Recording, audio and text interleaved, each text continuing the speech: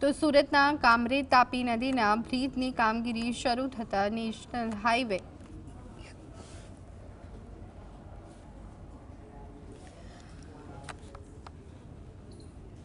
48ને 2 route પર divert કરાયા। વડોદરાથી સુરત તરફ આવતા ભારે વાહનોને નરોલી માંગરોળથી એક્સપ્રેસ હાઈવે પર, જ્યારે સુરત સિટી તરફ જતા વાહનોને કામરેજના નવી પારડી રાજ હોટલથી ડાયવર્ટ કરાયા। નેશનલ હાઈવે બંધ કરાયા છતાં બીજે દિવસે પણ ટ્રાફિક જામની સમસ્યા યથાવત જોવા મળી રહી છે। સુરત જિલ્લા પોલીસ, જિલ્લા ટ્રાફિક પોલીસ સતત હાઈવે ટ્રાફિક ન થાય તે માટે ખડે પગે જોવા મળ્યા છે।